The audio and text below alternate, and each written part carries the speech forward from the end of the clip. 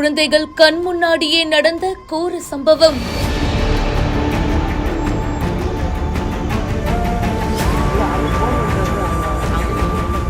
இப்படி ஒரு சாவு யாருக்குமே வரக்கூடாது.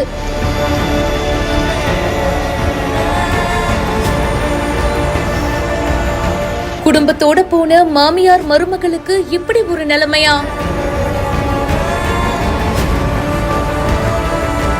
அப்பளம் போல் நொறுங்கிய கார். கள்ளக்குறிச்சி சின்ன சேலம் பக்கத்துல இருக்கிற கடலூர் சேலம் தேசிய நெடுஞ்சாலையில சென்னையில இருந்து கோயம்புத்தூர் நோக்கி ஒரு சொகுசு கார் போயிருக்கு. அப்ப வந்துட்டு இருக்கும் போது நிலை தடுமாறி சாலை ஓரமா இருக்கிற மரத்துல மோதி இருக்கு. காரை ஓட்டிட்டு வந்த உபாசனா அப்படின்றவங்க சம்பவ இடத்திலேயே இறந்து போயிருக்காங்க. கூடவே முன்னாடி உட்கார்ந்துட்டு இருந்த உபாசனாவுடைய மாமியார் உஷா அப்படின்றவங்களும் சம்பவ இடத்திலேயே இறந்து போயிருக்காங்க. மேலும் கார்ல பின்னாடி சீட்ல இவங்களுடைய கணவர் உட்கார்ந்துட்டு இருந்திருக்காரு. 2 குழந்தைகளும் இருந்திருக்காங்க. சிவகுமார் அப்படின்றவரும் இருந்ததா கூறப்படுது.